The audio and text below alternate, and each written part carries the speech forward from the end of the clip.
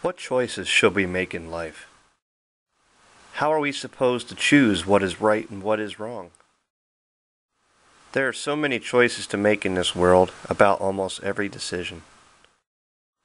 There are so many paths to choose from on this path of life.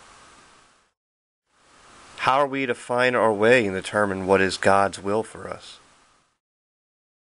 The compass has been used for centuries by man to point the way, helping the user determine what direction he is heading to assure him he is heading on the right path. If the user is facing the wrong way, the compass allows him to correct himself. God has given Christians a great compass.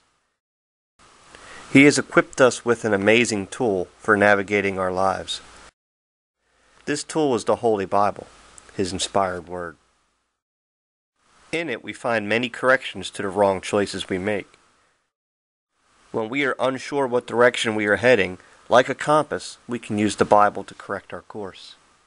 Anyone who studies the Bible for some time will learn one thing is certain. Sometimes we will not get exact answers or the answer we are looking for.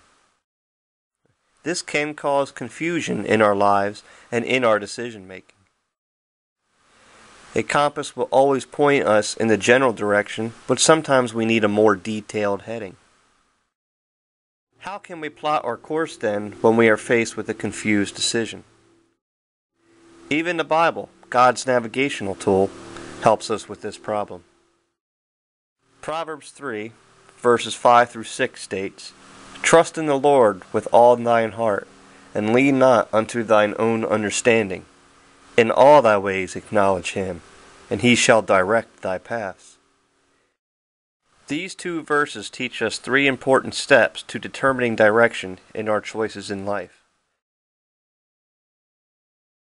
The first is, trust in the Lord with all thine heart. When faced with a tough decision in life, we need to first stop and put our trust in God. We need to come before Him in prayer and submit our problem to Him and trust Him to guide us. The second step is more of a warning. Verse 5 tells us, "Lean not unto thine own understanding."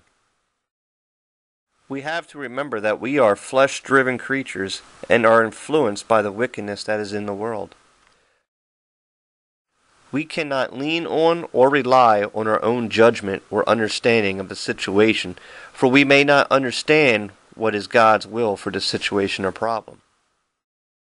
When we make it through the first two steps, we then come to the final step, which is also our command in these types of situations.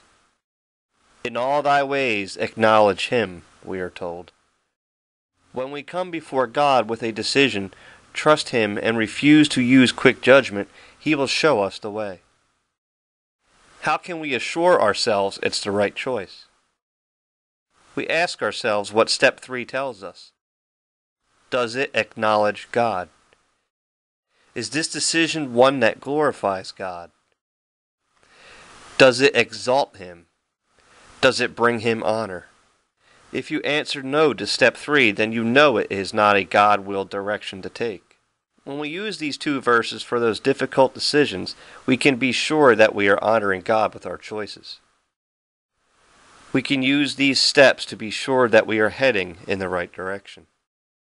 We have a great compass in the Bible, but when we need that clearer understanding or that more detailed direction, we have these steps of making wise decisions that will honor God as presented in these two simple verses.